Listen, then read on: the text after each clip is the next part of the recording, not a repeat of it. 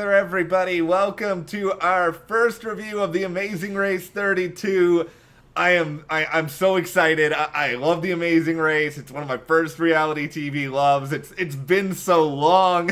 We've been waiting for 2 years for this one, and I'm so glad it's finally here. This was so much fun. I can't imagine what it was like being some of these racers and filming this like November of like 2018 and having to like sit on it for not tell anybody. But then for all of us, I mean, travel is not something that everybody gets to do right now. So watching all this travel, so good. Here are some of the fun things we are discussing tonight. The Midnight Robber. Goats. Trying to find fish. Just you wait until we get to the goat part. Oh, we're going to talk about the goats. See, there's nothing better than animals on The Amazing Race. The only thing that might be better than that is talking about goats with Jess while covering The Amazing Race. We will describe this as we go along, but before we get into the madness of this episode, which was really, really fun, if you guys like this discussion, give us a like, subscribe, hit that notification bell, and if you do want to support us further, check those links. We have our store and our Patreon. And we just covered Bachelorette yesterday, so that's up here at the YouTube channel, and then also we have a new This Is Us thing up, so if you are getting ready to watch that, watch it with us. Exactly, and we'll have more Big Brother coming soon as well. Okay, so this was really fun for me, and also made me a little bit sort of nostalgic and missing my family and stuff, because this took place in Trinidad and Tobago, and I also learned recently that Phil lived in Antigua for a while, and my family lives in Antigua. They were born and raised there, and they're all there. Hi, guys. Just in case you guys are watching, I've got my aunts, uncles, great uncles, cousins, everybody's out there.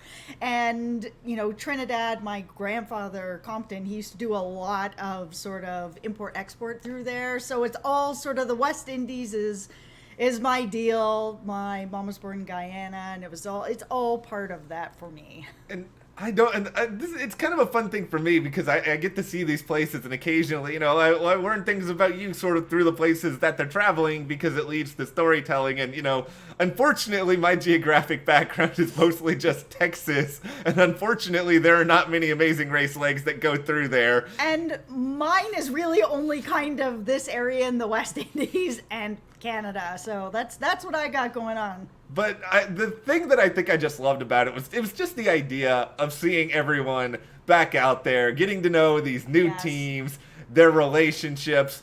Okay, I'm not even gonna wait on this.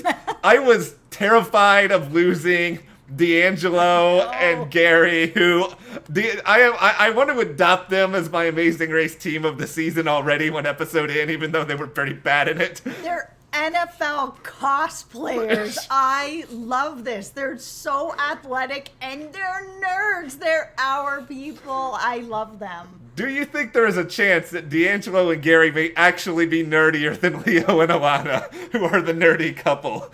I think so. I mean, if you're willing to cosplay, you know, you're not that far off from LARPing. So, you know, here we are. Would you want to LARP with D'Angelo? Yes. D'Angelo, if you're watching, after all this is better in the world, we shall LARP together. That's right. We just won't have Gary play any of the musical instruments along the way. Or me. I feel for you, Gary. You know, I was a little bit familiar with D'Angelo. Like, I knew who he was. For those who don't know, the pink hair that he's got going on, when he was in the NFL, his mother unfortunately passed of breast cancer many years ago, and the NFL wouldn't let him wear pink on his uniform year-round, so he was just like, you know what, I'm going to put pink in my hair then as a sign of support. And he just seems like a really good dude, and I was excited to see him on this show, but it's kind of a classic case for them in this episode, how you go in thinking, brute strength, we've got this, and then it's like, it's the fundamentals, like understanding the clues and sort of recognizing these little nuances of thinking before you choose who's going to do a roadblock that can really trip you up. Oh, for sure. I mean, it's in the clues, right? I mean, they read it, and they read it twice, or they were like, steal. He said, even spelled it out. You know, it's just like, okay, then you know where you are. Yeah. And it's in the clue. Like, you got to kind of put it together here. It was almost their undoing. Like, that was a really, really close call, but We'll rewind a little bit here because we first get to Trinidad, which was kind of weird because usually they have like all these different flights that come in at different times. Everyone's there together. Yeah. Then they get this instruction about they have to find the midnight robber. If you were going to a place at night and it said find the midnight robber, are you going in that direction? I am for some money, yeah, sure. I feel like it's the midnight robber who is going to get the money. That is just my feeling on this. However, if I had to roll that barrel down that hill, I would have just, like, died. Okay, this is going to be a fun exercise this entire season. We're going to play a game called How Would Matt and Jess Do It This Amazing Race Challenge? Yeah, I wouldn't be doing that well with that. I'm not that athletic. I feel like I probably lose control of that. How about you? Okay, this is going to be a real tale of multiple different challenges for me on this leg because I feel like I could manage getting the barrels down the I don't know if I could manage the direction part of it. They also look like, even though there was nothing in them, that they were pretty heavy, and I'm really small. I'm only 5 feet, so I feel like I would have a trouble. I think I could handle half of it. Like let's put it this way. If I was like the second team to arrive there, I think we would have gotten on the first flight, but if we were like 5th or 6th and we were kind of cutting it neck and neck, we'd just be sitting down on that second flight waiting for us to have that make up that time. There was one of the teams here, and it was Parna, and they were apparently really big super fans of the show, which of course we love. Yes. But it was also, they had this thing of like, okay, let's just take it a little bit easy at first and kind of take our time, which is like, this sounds great, guys, but it's also, you kind of not need to do that this early on in the race. Yes, you're in a race. And granted, it's not like this challenge mattered that much because one of the things I don't like about the Amazing Race is they'll do these things where they'll give you like these natural advantages, like of a few minutes or something, and then they'll be like, oh, by the way, now we're just bunching you all up together again. Yes. So it's like, how much did this even matter? Like, I guess 30 minutes if you got on the first flight or the second flight, but we eventually go to Tobago. Yes, and then we have the search for the unique fish. I thought that this was gonna go pretty much the way it did, and especially when you had everybody yelling out green, yellow, red, yellow, green. I was like, oh man. And then they were like, oh, this is all getting really confusing. I was like, yes. But then we had Hung and Chi, and they came up with like this idea where they were just like, we're going to take the combination. We're just going to go up to every fish. There's 2 of us, so let's just, both of us go up to every fish and put in this combo. And at first I was just like, this is brilliant. What a great idea. And then it did work out for them. They were like the 5th person out there with this idea. But then it said, this is their 53rd fish. I'm like, how many fish are out here that they had to go through? 53 fish. They got lucky.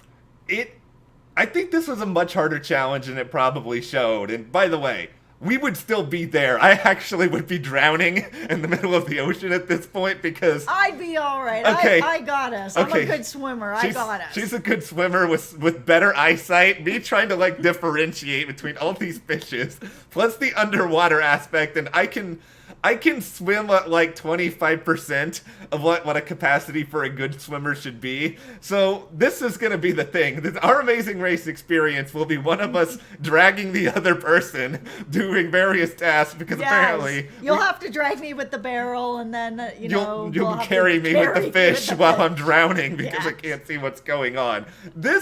I think this was a really, really hard challenge, and Hung and Chi, they're brilliant. Like, let's go ahead and say that right now. It's a great reminder that, like, having a mind for this game and understanding, it's, like, so much more important because it's, like, they're just sort of, like, married parents. They're not the fastest. They're not the strongest. But I love them. They're so endearing. Yes, they are. Doesn't it? I feel like they would, like, play a mean game of, like, categories if you, like, went over to their house or whatever. Yes. I bet they have really good snacks. Like, I get like, good hang vibes from Hung and Chi. I agree. Yeah, I love how well that they did in this task, and I think it showed a lot of their strengths. I think they're going to be around for a good while. Yeah, they were the only pair that actually went about this challenge this way. And, I mean, it showed it. I don't think anyone else had, like, a horrible, horrible time, though. it was not good for Kelly and Levon, who did not exactly have the best leg in the world. No, they did not. Because it turns out Kelly is dyslexic, and then, to make matters worse, both of the challenges that they did in this leg involved, okay, read these numbers and try to coordinate them. Yeah, which obviously was gonna end up being a challenge. Yeah, I feel a lot for her having to tackle that. But here's the thing. If you're really athletic like Kelly and Levon are, or like Gary and D'Angelo are, you made it through this leg. You experience now that it's not going to be as easy as you thought. The training wheels are off. You can prepare yourselves better for next time. And then it's the Harry Belafonte challenge. Yes, it was so good. I loved this so much. So they had the steel drum challenge where they had to play Deo, which was awesome. I love that song, so I didn't mind listening to it 20 times tonight. That was so good. Even played badly. Okay, so we came up to this. Yeah. I'm not doing this. I'm unable. I have no rhythm. I can barely stand on a good day. So let alone play something is not for me. I got this. See? I know you do. I don't know if I would do as well as she, because apparently she is also like a wizard when it comes to playing Deo on the drum-like thing that they had set up. Like, who would this man may secretly be good at everything. Like, watch the next challenge. It's like build a helicopter, and she like blinks, and the helicopter is right in front of him. But he was like, I did play piano a lot when I was a kid. I was a drum major. You're a drum major, so you've got I've got rhythm. You've got rhythm. I have none. This is my problem, and I think this would be maybe a lot of us Amazing Race fans' problems. I would be like living in the moment the whole time. So while I'm doing the Deo thing, and you know this to be true, I would be like, hey, I would be like doing it. I would be like doing some moves with some people. I would be living my best life out there. It's like you're on a beach in Tobago. I know. When are you gonna have a chance to do this again? Never. They're all having a good part. I'm sure somebody's probably got like a couple of drinks nearby, and this is the thing. If we're getting a really good lead, there's no difference between 7th place and 8th place, really, right? Yeah, it's true. Unless you get dragged to the end by a goat and fall on your head. Listen, here's what happened here. Hung wanted she knew in her head. I realized remember that viral team on The Amazing Race who got the watermelon in the face? Yes. I think she was just like, you know what? I gotta create my own viral moment here. I gotta have the baseball slide right in front of Phil. I think it was more like goats are fast and they are powerful. And, I'm also a small person. So if I was holding onto that goat, that exact same thing, that goat would have pulled me down that whole field, let alone just at the mat. But then you see Phil at the end, of course, then every person that came out was like, let go of it, let go of it. Phil learned his lesson pretty quick. Yes. I like the journey we go on every season with Phil as the host, where it's sort of like he'll forget about a couple of the nuances between seasons, and then it's like he tries to get back into the groove of things. It's like we didn't have enough like good eyebrow from Phil in this episode, but he had to give us the other moments, such as the, okay, well, I need to, you probably should have tested the goats a little bit more, Phil, is all I'm saying. Yeah, they're powerful, so I'm not surprised that there was some sort of an accident that happened here, but boy, were they cute. They were. Okay, yes. Here's the problem with us doing the goat thing. For a good, I don't know how long, at least 7 or 8 years, Jess has had this bit. Jessica wants, not a bit, it's a real, I want a goat. I would love a goat. I think that they're so cute. And yes, I'm aware it'll eat my couch and it's faster than God. But I really think they're so cute. And I would absolutely let it eat my couch. My grandmother used to have goats. And I thought these same things when I first saw them. I was like, this goat is adorable. Look how cute it is. And then it like starts headbutting everything, and then it starts eating everything, and then it starts doing other things everywhere. Okay, listen. My goat is not going to headbutt anybody, and it will eat the couch, and that is fine. I've accepted that the couch has to go. Where are we sitting? On the goat? Like, if we don't have a couch? On the floor with the goat. Everyone, Send help. Go, Okay, we're go, not go. chanting All right, goat. all right. No, you know who is the goat? D'Angelo, who cosplays and did not get eliminated. He did not get eliminated, and I love them, so I'm really glad that they stayed. The goats were fun. I'm not gonna lie. We would probably do very badly with the goats because those goats are fast and we are not fast. Yeah, that thing would drag me down that whole field, or rip my arm right off. There's no way I could keep up with that. Let's talk about a couple other notable teams for this episode, because we got to see a lot of Michelle and Victoria, who had a couple of moments where they were sort of in the lead. Yep.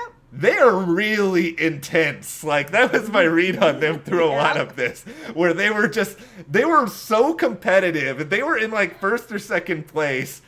I would be legitimately terrified of. I would never U-turn them at any point in the Amazing Race ever. Yeah. That is my impression of them right away. Yeah. I know Hung and Chi are in first place. Yes, they are. And, I love them. I do. I feel like I'm also going to love Michelle and Victoria, because I feel like they're probably going to get into it with at least 2 other teams this season. Yeah, I like teams that push really hard like that. I just don't want teams that are boring ultimately, and it doesn't matter if you are like really competitive or goofy or whatever else. Just bring us some of the fun.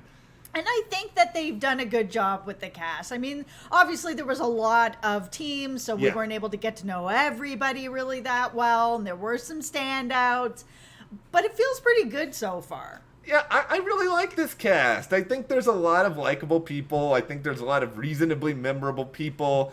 We've gotten this far, and we haven't even mentioned, the eliminated team here. Catfish. Our country bumpkins of the season, Nathan and Cody. I think Cody was a little bit too concerned with telling the trainer for the challenge how pretty she was. That's right. Listen, you gotta butter them up so that they'll train you even better. I don't know where he was going with that. I really don't know. Everybody wants a compliment. His confessional was kind of like, there are things more important than money, which I do agree with. There are definitely things more important than money. He also seemed to be just kind of chilling out a little bit too much here. He was kind of going too far down the Matt rabbit hole of like getting into the thing and having a good time and not really paying attention to the fact that other teams are going to get ahead of him. Yeah, it's true. And this is the thing I don't like about this leg. As much fun as it was, because it was really, really fun. It was fun. There wasn't really a lot of opportunities for like teams to move around all that much. It's like there wasn't actually that much content. It was like, okay, here's a couple of challenges other than like a 30-minute plane ride. Like, that's the only dividing thing. Oh yeah, and the boat that for some reason Gary and D'Angelo got that only had like one motor. Why are the biggest dudes getting in the bad boat? Yeah, that really sucked. I mean, even when they show up and they're like, oh my goodness, they're ahead of us. That boat really, it's the same thing with taxis though. You can get a bad taxi driver and then you're out. Gary, here's some advice. From now on, you ask every boat driver how many motors they have. I don't know if this is a question you actually ask people or not. Probably not. But I love this premiere. Just a side note, we have not seen the preview for what's coming up next. No. They said it was going to be this season on, which, by the way, I hate that. Like, this is one of those shows where I really don't want to know a lot of spoilers for down the road. I don't want to assume certain teams make it certain places or whatever else. Yeah, I agree. And also, we just haven't had a lot of TV for a long time. Now all of a sudden we're getting this whole big group of shows that are all coming on. I just want to enjoy what we do have because we don't know what is going to happen with the rest of the TV schedule. Yeah, stuff is on it, but so was Survivor, and it is not happening right now. So I just want to enjoy what I can, as spoiler-free as we can be. With that, we'll start to turn this over to you guys because we want to know who do you like the most in the Amazing Race right now? I'm all about Gary and D'Angelo, but I like them. There's other people in here who I think are likable, who I think are interesting. Hung and Chi. I like Hung and Chi. Tell Victoria gonna be entertaining, I think. So let us know all your thoughts, and if you did like this video, subscribe, give us a like, support us further. Check those links in the description to the store, our Patreon, and we'll see you here next time.